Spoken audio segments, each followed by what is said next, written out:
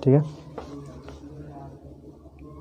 Hello दोस्तों, तो आज चालू करने वाले हैं टेंस, जिसका हिंदी होता है काल। तो सबसे पहले हम सीखेंगे टेंस किसे कहते हैं, उसके बाद उसके कितने प्रकार होते हैं, देन उसके टाइप्स के definition with translate into English. ठीक है। तो टेंस किसे कहते हैं, सबसे पहले हम इसको इंग्लिश में देखते हैं। सबसे पहले इसका हम डेफिनेशन लिखेंगे। द फॉर्म, साथ में ऐसा है, साथ में लिखते चलना और टाइम की बचत करना विथ नेट की भी। तो सबसे पहले हम डेफिनेशन लिख रहे हैं। The form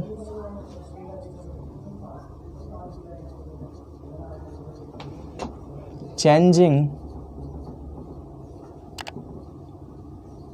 with time is called tense।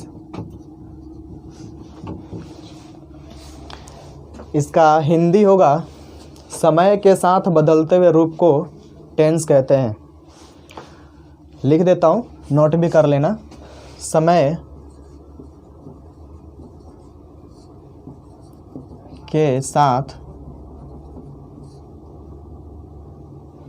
बदलते हुए रूप को काल या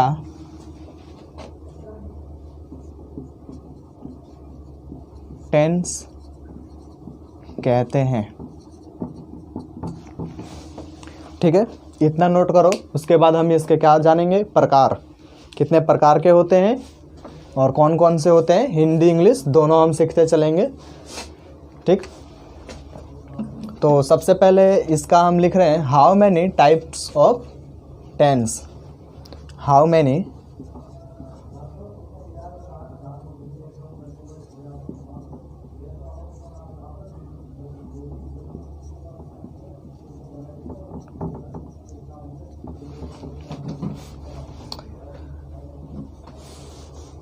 इसके जो प्रकार होते हैं वो 3 टाइप होते हैं। सबसे पहले कौन सा, इसका ऐसा है, साथ में हिंदी भी लिख देता हूँ ताकि समझ में आता रहे, है ना। काल कितने प्रकार के होते हैं, जिसका आंसर होगा देयर आर 3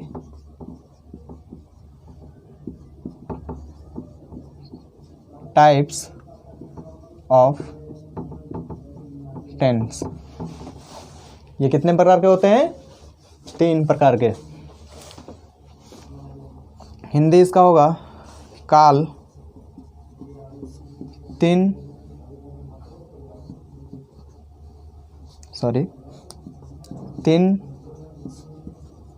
प्रकार के होते हैं। ठीक है, यहाँ पे क्वेश्चन मार्क होगा जो कि ध्यान नहीं रहा। ठीक, अब आगे इसके जो 3 प्रकार हैं, वो पहला है प्रेजेंट, दूसरा पास्ट और तीसरा फ्यूचर। तो यहाँ नोट करो, साथ में नोट करते चलो। पहला PRESENT, present, present TENSE, present tense, जिसका हिंदी होगा वर्तमान काल, वर्तमान काल। ठीक, दूसरा पास्ट टेंस, जिसका हिंदी होगा भूतकाल। तीसरा फ्यूचर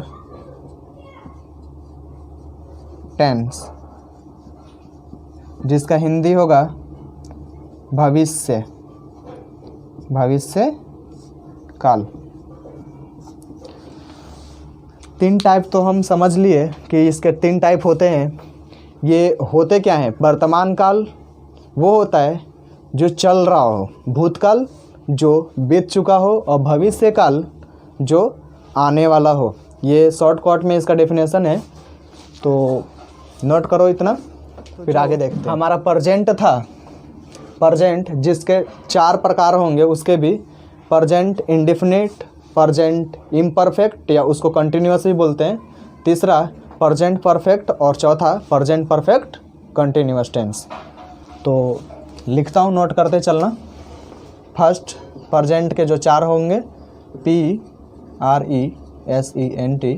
प्रेजेंट इंडेफिनिट,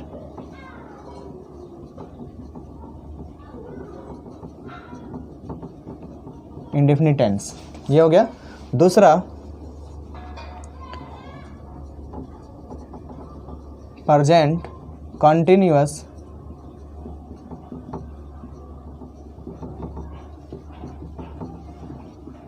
तीसरा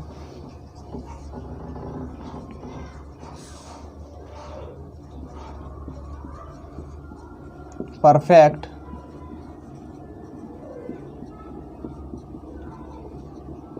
चौथा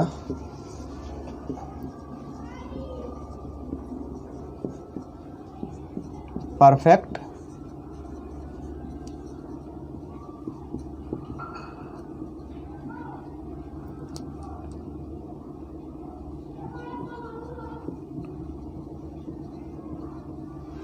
टेंस। ठीक है, तो ये हो गए इसके 4 टाइप प्रेजेंट के।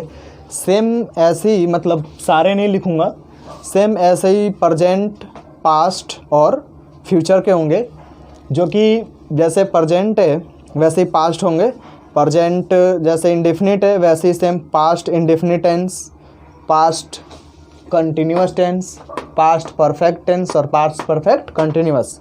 सेम ऐसी फ्यूचर जो है उसका भी ऐसे होगा, future indefinite, future continuous, future perfect और फ्यूचर परफेक्ट कंटिन्यूअस। सेम ऐसे ही होंगे उसके भी टाइप। अभी तक तो हमने टाइप्स पढ़े थे। टेंस के कितने टाइप्स होते हैं? 3 होते हैं, प्रेजेंट, पास्ट, फ्यूचर। और इसके जो प्रेजेंट के टाइप्स होते हैं 4, उसमें से हम पहला टाइप्स पढ़ रहे हैं प्रेजेंट इंडेफिनिट टेंस। इसका पहचान जो है, कैसे पहचानते हैं, ये भी मैंने लिखवा दिया है कि जिस हिंदी वाक्यों के अंत में, जो हिंदी वाक्य होंगे उसके वाक्यों के अंत में ताहे, तीहे, ते हो रहता है, उसे प्रेजेंट इंडेफिनिट टेंस कहते हैं। एग्जाम्पल लेते हैं, जैसे इससे आपको समझ में आ जाएगा कि इसमें पहचान कैसे होगा और कैसे पहचानेंगे कि प्रेजेंट इंडेफिनिट टेंस है या फिर कोई और टेंस है। तो एग्जाम्पल से अभी समझ में आ जाएगा पूरा। जैसे आप बाजार जाते हो, दूसरा 3-4 ले लेते हैं टाइप्स। वह खाना खाता है, खाता है। तीसरा रोहन क्रिकेट खेलता है। ठीक है, 3 ले रहे हैं। ठीक, जैसे इसको कैसे बनाएंगे, आपको इतना तो पता होगा कि आपका क्या होता है, वह का क्या होता है और रोहन का क्या होता है। मतलब कि रोहन तो एक नाम है जिसको रोहन का रोहन ही लिखा जाएगा। तो इसका हम रूल देख लेते हैं। रूल होगा, इसी के थ्रू हमें पूरा मतलब टेंस को बनाना है। तो इसका रूल हो जाएगा हमारा पहला, सब्जेक्ट प्लस वर्ब की फर्स्ट या 5। इसमें वर्ब की फर्स्ट या 5, वर्ब की फर्स्ट या 5 में एस या ई एस, इसका मतलब है एस या ई एस के प्रयोग कहाँ होंगे। इसमें हमारा जो रूल है, इसमें एस या एस का प्रयोग करेंगे। अभी आगे मैं पढ़ाऊँगा जब पता चल जाएगा। सब्जेक्ट में वर्ब फर्स्ट या 5, उसके बाद एस या ई एस जो लगता है, उसके बाद ऑब्जेक्ट। ठीक है, तो अब देखते हैं कि ए से एस लगता कहाँ है। इसको नोट कर लेना, साइड में लिख देता हूँ, ठीक, बॉक्स के अंदर, कि ए से एस कहाँ लगते हैं, कहाँ नहीं लगते हैं। ही, सी, इट या सिंगुलर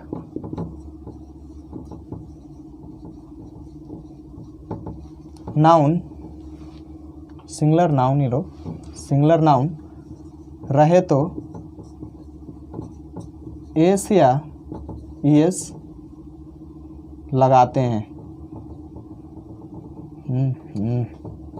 लगाते हैं, ठीक है। सेंटेंस में एस या ईएस लगाते हैं। कब लगाते हैं? जब ही, सी, इट या सिंगुलर नाउन, सिंगुलर नाउन का मतलब आपको पता होगा कि एक वचन, अगर ही, सी, इट या सिंगुलर नाउन रहे तो एस एस का प्रयोग करते हैं या एस एस लगाते हैं। तो इसको बना लेते हैं हम, ये हमारा रूल है बनाने का, और ये चीज़ आपको मैं बता दिया कि कहाँ पे एस एस का प्रयोग करेंगे, कहाँ नहीं करेंगे। बस यही चीज़ जो है इसी के अंदर हम एस एस का प्रयोग करेंगे, अदरवाइज़ कहीं नहीं करेंगे। जैसे कि आई, वी, यू, दे, ये सारे चीज़ें जो आती है इसमें एस एस का प्रयोग नहीं करेंगे। बस ही, सी, इट या सिंगुलर नाउन रहे तो एस एस का प्रयोग करेंगे। तो इसको बना लेते हैं। अब आप बाज़ार जाते हो, ये जो है आप बाज़ार जाते हो, इसको कैसे बनाएंगे? आपका पता होगा आपको कि क्या होगा। आपका होता है यू, रूल के हिसाब से देखेंगे। रूल क्या है? सब्जेक्ट, सब्जेक्ट इसमें क्या है? आप सब्जेक्ट है तो आपका हमने क्या लिखा? यू, ठीक है। बाज़ार जाते हो, सब्जेक्ट के बाद क्या आता है? वर्ब। ये जो है हमारा वी जो लिखा है मैंने, इसको फुल फॉर्म में क्या बताएंगे? वर्ब, यानी क्या है ये? वर्ब है। तो वर्ब हमारा क्या होता है? वर्ब का हिंदी होता है क्रिया। क्रिया क्या है? ये काम, कि जाते हो, कहाँ जा रहा है? ये बाज़ार। आप बाज़ार जाते हो, इसमें काम क्या कर रहा है? जाने का, मतलब कि वह जाने का काम कर रहा है। तो जाते का क्या हो जाएगा? गो, जाते का होगा गो। सब्जेक्ट हमने लगाया, उसके बाद फिर से जाते का यानी वर्ब जो है वो लगा दिया गो। क्या कर रहा है? वर्ब में जा रहा है, तो जाने का गो कर दिया। इसके आगे देखते हैं, इसमें आपको मैंने बताया कि ही, सी, इट या नाम रहे तो, ही, सी, इट या सिंगुलर नाउन रहे तो क्या लगाएंगे? एस एस लगाएंगे। तो इन सारे चीज़ों में से ही, सी, इट या नेम में से कोई चीज़ नहीं है। ये क्या है? यू है, तो इसमें एस एस का प्रयोग हम नहीं करेंगे। उसके बाद क्या है? एस एस का प्रयोग हमारा हट गया। उसके बाद ऑब्जेक्ट है। ऑब्जेक्ट क्या है? बाज़ार। यू गो टू, बाज़ार का क्या हो जाएगा? मार्केट, ठीक है। इतना समझ आ गया होगा आपको। आगे अब सेकंड देखते हैं। वह है, वह का क्या होता है? ही, मैंने लिखवा भी दिया है, इसका वह का ही होता है। ही, सब्जेक्ट हमने क्या किया? सब्जेक्ट के अनुसार हमने ही ले लिया। इसके बाद आता है वर्ब। वर्ब क्या है इसमें? वर्ब यानी क्रिया, काम क्या कर रहा है? क्रिया क्या कर रहा है? खाने का कर रहा है, यानी खाना खाता है। तो खाता का क्या होता है? ईट, ई, ए, टी, ईट। तो इसमें मैंने रूल के मुताबिक जो बताया कि ही, सी, इट या सिंगुलर नाउन रहे तो एस एस का प्रयोग हम करेंगे। ये आपको दिख रहा होगा, एस एस का प्रयोग करेंगे। तो इसमें ही आ गया, तो यहाँ पे हम क्या करेंगे कि एस एस, इस एस का तो बहुत कम होता है, मतलब एस का ज़्यादा होता है। तो हम यहाँ पे क्या लेते हैं? एस, एस ले लिए। ही ईट्स क्या है? खाना। खाना का क्या होता है? आपको पता होगा इतना, फूड। अगर आपको ये चीज़ वर्ड्स मीनिंग में अगर कोई दिक्कत आ रही है तो आप मुझे कमेंट बॉक्स में बता सकते हैं, मैं वर्ड्स मीनिंग में लिखवा दूंगा नेक्स्ट वीडियो में। और जो मतलब सब्जेक्ट है, सब्जेक्ट का भी आपको अगर पता नहीं होगा कि I, we, you, they, he, she, it, इन सब का हिंदी क्या होता है और इंग्लिश क्या होता है, तो ये सारे भी वर्ड मीनिंग में कवर कर दूंगा नेक्स्ट वीडियो में, ठीक है। आप कमेंट कर देना, ठीक। तीसरा एग्जाम्पल क्या है? रोहन। रोहन क्या करता है? क्रिकेट खेलता है। तो रोहन का हम सब्जेक्ट जो है, सब्जेक्ट हमारा रोहन है, रोहन ले लेते हैं। रोहन सब्जेक्ट, सब्जेक्ट लेने के बाद इसमें क्या आ रहा है? वर्ब। वर्ब मैं बता रहा हूँ दोबारा, वर्ब क्या है? क्रिया, जो काम करता है। क्या काम कर रहा है वो? खेलने का।